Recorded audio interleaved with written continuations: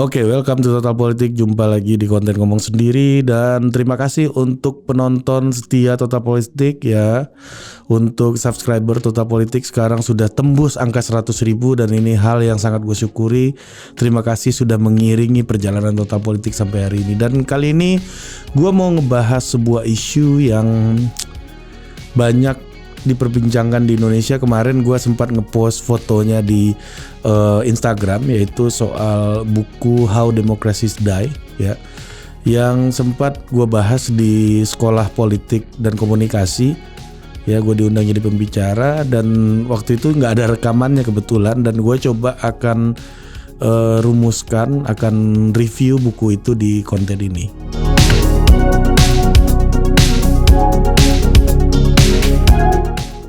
Oke, buku How Democracies Die ini ditulis oleh dua orang intelektual, yaitu Levitsky dan Ziblatt.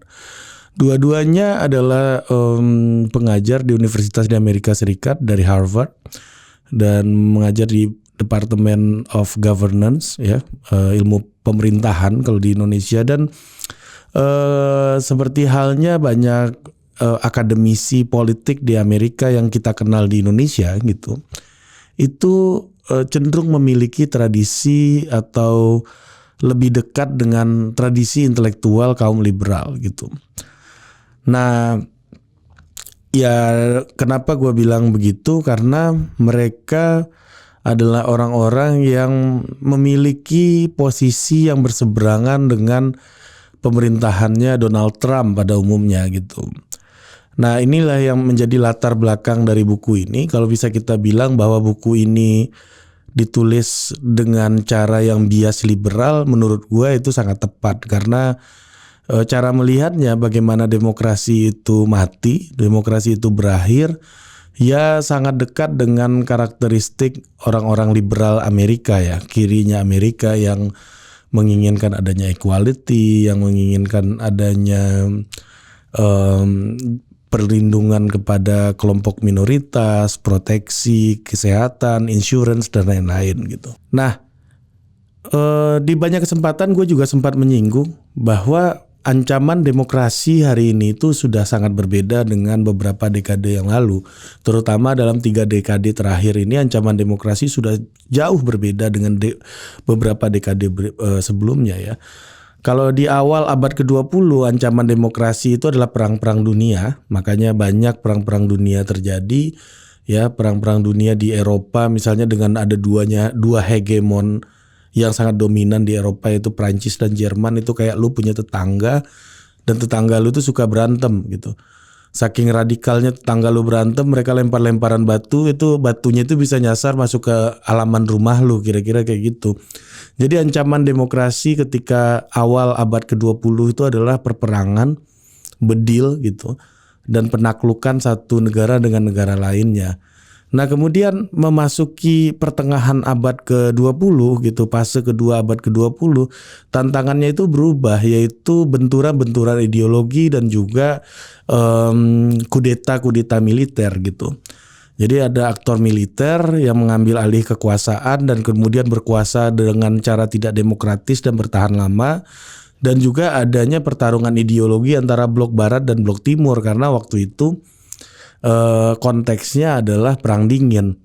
Nah, selain itu juga ada ancaman demokrasi lainnya setelah itu pada fase itu, yaitu konflik-konflik etnis, perang saudara, perang sipil gitu. Itu juga kerap terjadi ketika itu, mencampuri gitu ya, mengikuti tren soal perang ideologi dan juga itu tadi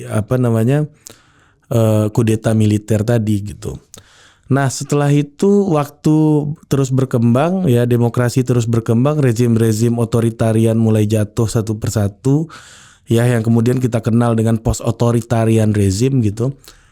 Ya, bukan rezim yang demokratis, tapi rezim yang melalui masa otoritarian gitu. Jadi mereka intelektual di ilmu politik itu sebagian gitu berpandangan bahwa ini bukan rezim demokratis yang menggantikan rezim otoriter, tapi ini rezim yang sudah melalui otoritarian. Tapi apakah akan menjadi demokratis atau kembali kepada otoritarian lagi. Nah, muncul pertanyaan-pertanyaan kayak gitu.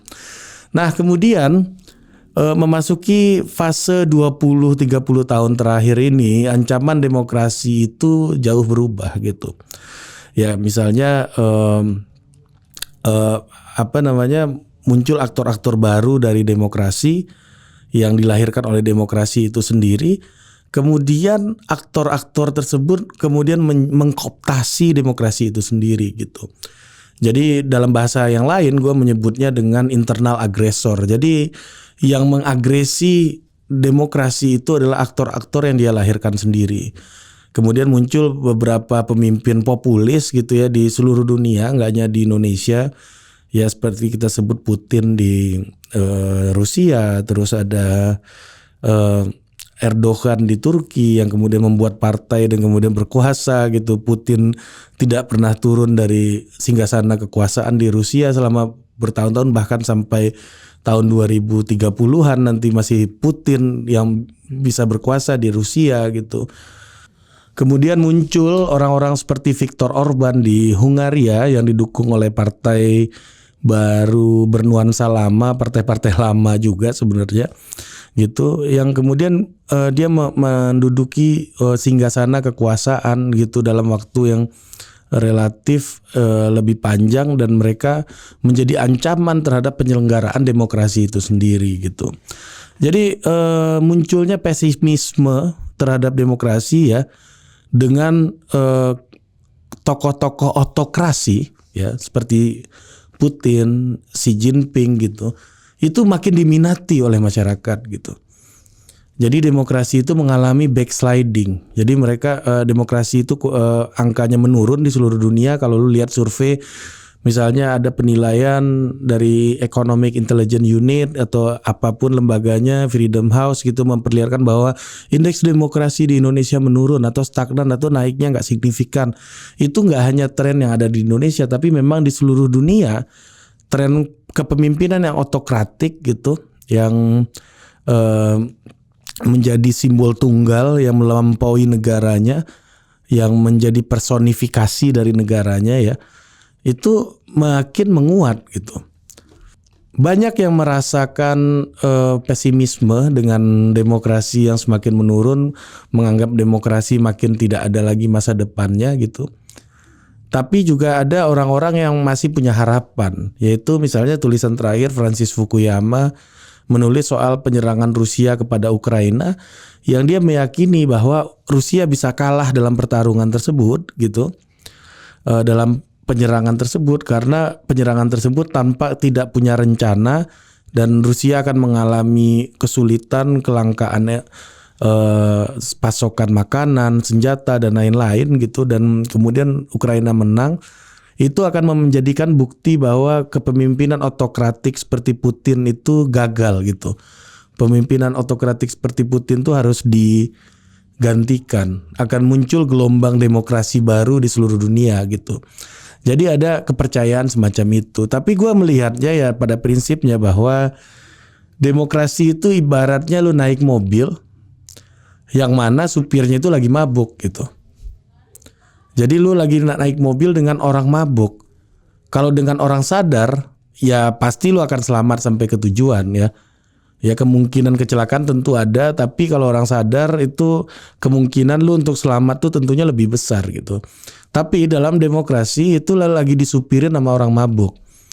Nah, namanya orang mabuk kalau lagi nyupir tentunya butuh orang-orang yang sadar untuk ngingetin dia gitu. Karena orang-orang sadar ini mungkin nggak bisa nyupir gitu ya misalnya.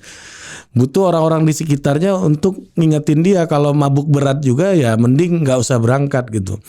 Nah kalau orang mabuk ini gasnya terlalu dalam, mobil terlalu cepat, nanti mobil di luar kendali, mobilnya tabrakan, bisa mati semua yang ada di dalam mobil.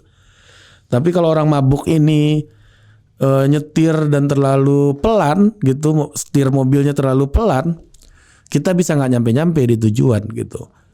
Nah jadi memang butuh orang-orang yang mengingatkan supir ini ya, biar mabuknya tidak mengganggu jalannya mobil tersebut gitu.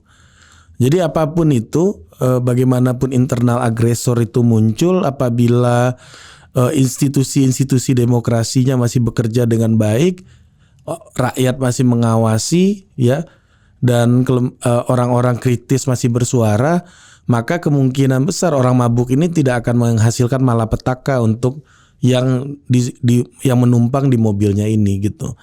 Nah ini bukan tanpa alasan gue bilang kayak begitu, karena di Indonesia kita punya banyak warisan sebenarnya yang membuat kita itu kuat kelembagaan demokrasinya. Misalnya Pak Harto mewarisi birokrasi sampai ke akar rumput, ya, birokrasi bekerja sampai ke akar rumput sehingga rakyat tahu bahwa negara itu ada gitu. Banyak negara yang kekuatan birokrasinya itu nggak sampai ke akar rumput sehingga warganya, rakyatnya merasa negaranya nggak ada gitu. Jadi warisannya Pak Harto adalah melahirkan kelembagaan negara yang membuat rakyat tahu bahwa negara itu ada, negara itu sedang bekerja gitu.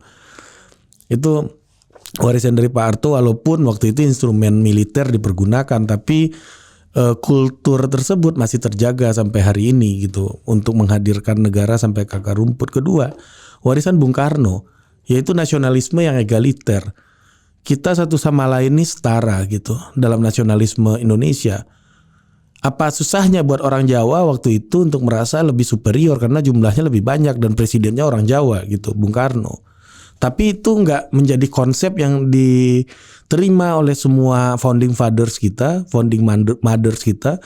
Tidak menjadi konsep yang mainstream gitu ya, nasionalisme yang inequal.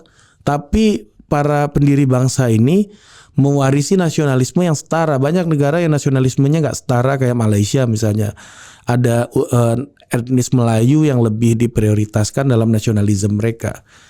Nah ini yang membuat semua suku bangsa, semua etnis, semua kelompok itu memiliki kesetaraan dan memiliki kesadaran bersama untuk mengawasi dan menjalankan kelembagaan demokrasi, untuk mengawasi pemerintahan yang berjalan tidak sesuai dengan kelembagaan demokrasi itu gitu. Nah yang ketiga yang tidak kalah penting adalah sistem kepartaian di Indonesia. Kita lepas dari buruk baiknya partai gitu ya, tapi partai di Indonesia sudah mampu ya untuk menjadi partai yang relatif independen gitu ya. Maksudnya tidak semua keputusan partai bisa diintervensi oleh pihak yang berkuasa gitu. Jadi partai punya posisi bargaining yang cukup kuat di negara ini ya. Ya misalnya Pak Jokowi itu kan nggak mungkin ngatur Bu Mega gitu misalnya. Kalaupun ada maunya Pak Jokowi pasti beliau akan berbicara dan bernegosiasi dengan Bu Mega. Pak Jokowi nggak mungkin ngatur-ngatur Caimin. Kalaupun ada kepentingannya pasti bernegosiasi gitu. Nah dengan sistem kepartaian yang rumit gitu, orang nggak semuanya bisa bikin partai. Jadi penguasa-penguasa yang memanfaatkan kekuatan personanya itu akan sulit untuk mengintervensi penuh sebuah partai politik. Mungkin memang ada intervensi, tapi masih intervensi relatif lah. Ada yang maunya partai kejadian, ada yang maunya kekuasaan yang kejadian, tapi masih semuanya masih sangat dinamis dan selalu ada interplay antara keduanya gitu. Jadi negosiasi itu selalu berjalan, negosiasi itu selalu terjadi di antara dua kekuatan politik ini. Jadi menurut gua ada 3 faktor itu yang membuat kalau kita lihat bagaimana demokrasi di Indonesia ini bisa mati atau enggak dalam posisi ini, gua masih sangat optimis karena kita punya kelembagaan demokrasi yang terwariskan lama dan itu masih berjalan dengan sangat baik hingga hari ini gitu. Mungkin itu aja, sampai jumpa lagi di konten ngomong sendiri berikutnya. Dah.